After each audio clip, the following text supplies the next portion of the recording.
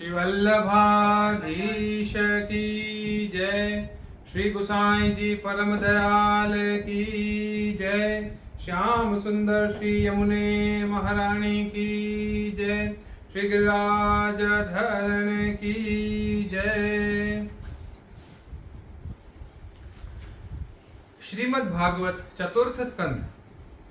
आज हम पढ़ेंगे 30वां अध्याय। पिछले वाले अध्याय में यानी 29वें अध्याय में हमने पढ़ा था कि ये जो पुरंजन की जो पूरी वार्ता थी, जो प्रसंग था, उसके पीछे का तात्पर्य क्या था, किस चीज को शरीर कहा जाता है, किसको इंद्रिय कहा जाता है, कौन सा द्वार है, क्या है नास छिद्र, ये सब चीजें हमने किस किस तरीके के मन कहाँ कहाँ भटकता है, कैसे कैसे पूरा देह जो है हमारा मन के वश में रहता है, किसको काल कन्या कहा जाता है, किसको हृदय कहा जाता है, ये सब बातें हमने पिछले वाले अध्याय में पढ़ी थी। आज हम पढ़ेंगे प्रचेताओं को श्री विष्णु भगवान का वरदान। अथ त्रिंशोऽध्याय। श्री विदुर जी ने पूछा, ब्रह्मन, आपने राजा प्राचीन बरही के जिन पुत्रों का वर्णन किया था, उन्होंने रुद्र गीत के द्वारा श्री हरि की स्तुति करके क्या सिद्धि प्राप्त की? रुद्र गीत किसने सुनाया था? महादेव जी ने, रुद्र जी ने खुद ने ही बताया था। किसको बताया था? प्राचीन बरही को। तो उन्होंने जब ये स्तुति करके, रुद्र गीत की स्तुति की, श्री हरि की स्तुति की, ये स्तुति करके उन्होंने क्या सिद्धि प्राप्त की? बारहस्पत्य। मोक्षाधिपति श्री नारायण के अत्यंत प्रिय भगवान शंकर का अकस्मात सानिध्य प्राप्त करके प्रचेताओं ने मुक्ति तो प्राप्त की ही होगी। इससे पहले इस लोक में अथवा परलोक में भी उन्होंने क्या पाया, यह बतलाने की कृपा करें। श्री मैत्रेय जी ने कहा, विदुर जी, पिता के आज्ञाकारी प्रचेताओं ने समुद्र के अंदर खड़े रहकर रुद्र गीत के जप रूपी यज्ञ और तपस्या के द्वारा समस्त शरीरों के उत्पादक भगवान श्री हरि को प्रसन्न कर लिया। तपस्या करते करते 10,000 वर्ष बीत जाने पर पुराण पुरुष श्री नारायण अपनी मनोहर कांति द्वारा उनके तपस्या जनित क्लेश को शांत करते हुए सौम्य विग्रह से उनके सामने प्रकट हुए। गरुड़ जी के कंधे पर बैठे हुए श्री भगवान ऐसे जान पड़ते थे मानो सुमेरु के शिखर पर कोई श्याम घटा छाई हो। उनके श्री अंग में मनोहर पीतांबर और कंठ में कौस्तुभ मणि सुशोभित थी। अपनी दिव्य प्रभा से वे सब दिशाओं का अंधकार दूर कर रहे थे। चमकीले सुवर्णमय आभूषणों से युक्त उनके कमनीय कपोल और मनोहर मुखमंडल की अपूर्व शोभा हो रही थी। उनके मस्तक पर झिलमिलाता हुआ मुकुट शोभायमान था। प्रभु की 8 भुजाओं में 8 आयुध हैं। देवता, मुनि और पार्षदगण सेवा में उपस्थित थे तथा गरुड़ जी किन्नरों की भांति साममय पंखों की ध्वनि से कीर्ति गान कर रहे थे। उनकी 8 लंबी लंबी स्थूल भुजाओं के बीच में लक्ष्मी जी से स्पर्धा करने वाली वनमाला विराजमान थी। आदि पुरुष श्री नारायण ने इस प्रकार पधार कर अपने शरणागत प्रचेताओं की ओर दया दृष्टि से निहारते हुए मेघ के समान गंभीर वाणी में कहा। श्री भगवान ने कहा, राजपुत्रों, तुम्हारा कल्याण हो। तुम सब में परस्पर बड़ा प्रेम है और स्नेहवश तुम एक ही धर्म का पालन कर रहे हो। तुम्हारे इस आदर्श सौहार्द से मैं बड़ा प्रसन्न हूं। मुझसे वर मांगो। जो पुरुष सायंकाल के समय प्रतिदिन तुम्हारा स्मरण करेगा, उसका अपने भाइयों में अपने ही समान प्रेम होगा तथा समस्त जीवों के प्रति मित्रता का भाव हो जाएगा।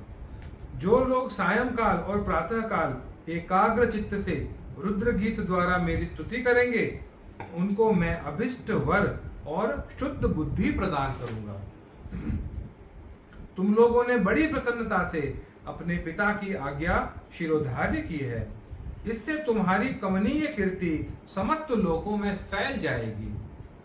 तुम्हारे एक बड़ा ही विख्यात पुत्र होगा। वह गुणों में किसी भी प्रकार ब्रह्मा जी से कम नहीं होगा तथा अपनी संतान से तीनों लोकों को पूर्ण कर देगा। राजकुमारों, कंडू ऋषि के तपोनाश के लिए इंद्र की भेजी हुई प्रमलोचा अप्सरा से एक कमल नयनी कन्या उत्पन्न हुई थी। उसे छोड़कर वह स्वर्ग लोक को चली गई। तब वृक्षों ने उस कन्या को लेकर पाला पोसा। जब वह भूख से व्याकुल होकर रोने लगी, तब औषधियों के राजा चंद्रमा ने दयावश उसके मुंह में अपनी अमृत वर्षिणी तर्जनी उंगली दे दी। तुम्हारे पिता आजकल मेरी सेवा भक्ति में लगे हुए हैं। उन्होंने तुम्हें संतान उत्पन्न करने की आज्ञा दी है। अतः तुम शीघ्र ही उस देवोपम सुंदरी कन्या से विवाह कर लो। तुम सब एक ही धर्म में तत्पर हो और तुम्हारा स्वभाव भी एक सा ही है। इसलिए तुम्हारे ही समान धर्म और स्वभाव वाली वह सुंदरी कन्या तुम सभी की पत्नी होगी तथा तुम सभी में उसका समान अनुराग होगा। तुम लोग मेरी कृपा से 10 लाख दिव्य वर्षों तक पूर्ण बलवान रहकर अनेकों प्रकार के पार्थिव और दिव्य भोग भोगोगे। अंत में मेरी अविचल भक्ति से हृदय का समस्त वासना रूप मल दग्ध हो जाने पर तुम इस लोक तथा परलोक के नरक तुल्य भोगों से उपरत होकर मेरे परम धाम को जाओगे। जिन लोगों के कर्म भगवद अर्पण बुद्धि से होते हैं और जिनका सारा समय मेरी कथा वार्ताओं में ही बीतता है, वे गृहस्थ आश्रम में रहे तो भी घर उनके बंधन का कारण नहीं होते। वे नित्य प्रति मेरी लीलाएं सुनते रहते हैं।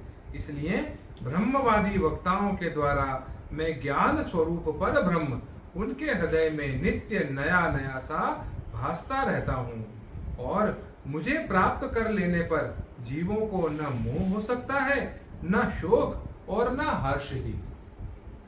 श्री मैत्रेय जी कहते हैं, भगवान के दर्शनों से प्रचेताओं का रजोगुण तमोगुण मल नष्ट हो चुका था। जब उनसे सकल पुरुषार्थों के आश्रय और सबके परम सुहृद श्री हरि ने इस प्रकार कहा, तब वे हाथ जोड़कर गदगद वाणी से कहने लगे। प्रचेताओं ने कहा, प्रभो, आप भक्तों के क्लेश दूर करने वाले हैं, हम आपको नमस्कार करते हैं। वे वेद आपके उदार गुण और नामों का निरूपण करते हैं। आपका वेग मन और वाणी के वेग से भी बढ़कर है तथा आपका स्वरूप सभी इंद्रियों की गति से परे है। हम आपको बार बार नमस्कार करते हैं। आप अपने स्वरूप में स्थित रहने के कारण नित्य शुद्ध और शांत हैं। मन रूप निमित्त के कारण हमें आप में यह मिथ्या द्वैत भास रहा है। वास्तव में जगत की उत्पत्ति, स्थिति और लय के लिए आप माया के गुणों को स्वीकार करके ही ब्रह्मा, विष्णु और महादेव रूप धारण करते हैं। हम आपको नमस्कार करते हैं। आप विशुद्ध सत्व स्वरूप हैं। आपका ज्ञान संसार बंधन को दूर कर देता है। आप ही समस्त भागवतों के प्रभु वसुदेव नंदन भगवान श्री कृष्ण हैं।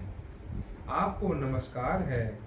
आपकी ही नाभि से ब्रह्मांड रूप कमल प्रकट हुआ था।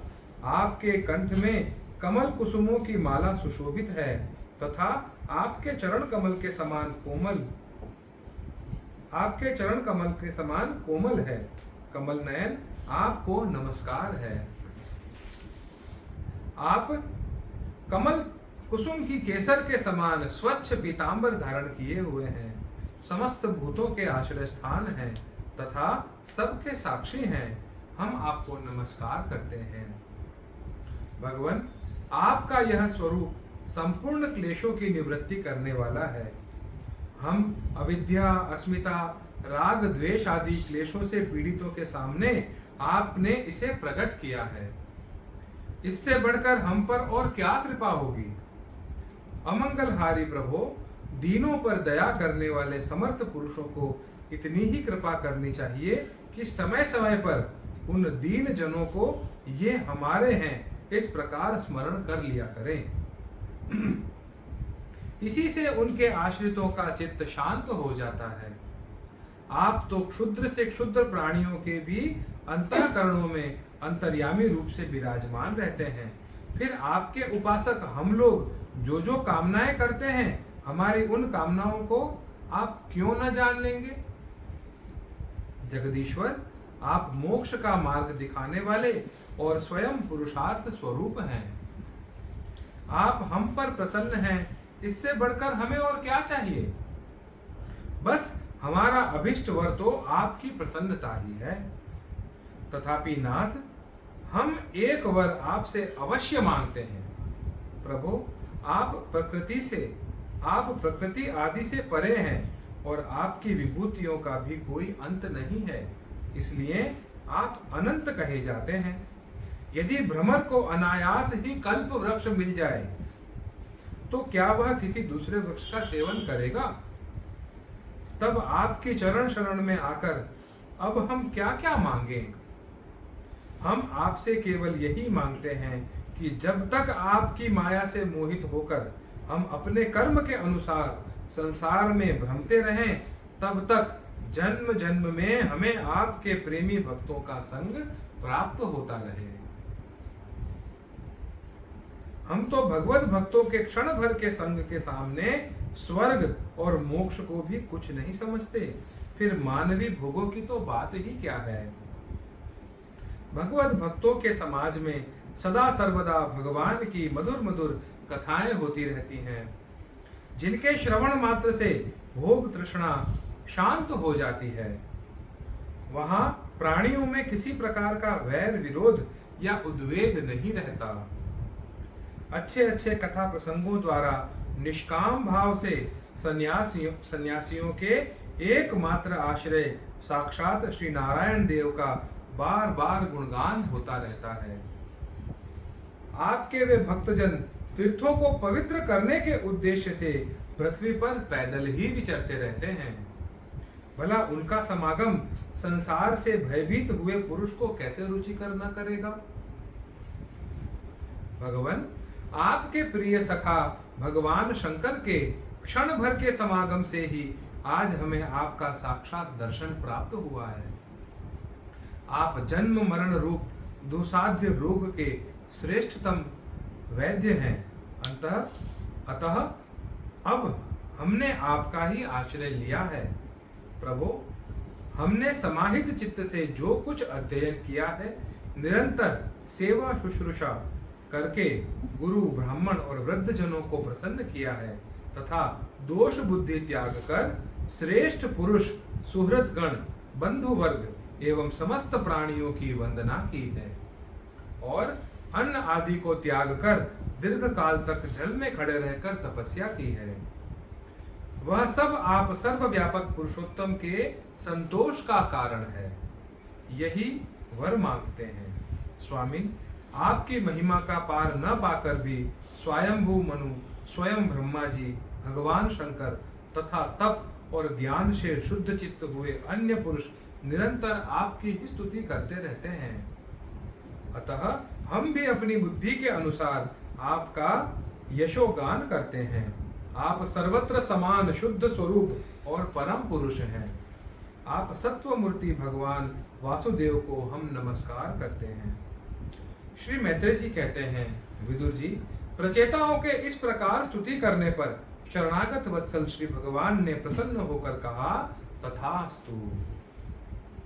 अप्रतिहत प्रभाव श्री हरि की मधुर मूर्ति के दर्शनों से अभी प्रचेताओं के नेत्र तृप्त नहीं हुए थे, इसलिए वे उन्हें जाने देना नहीं चाहते थे।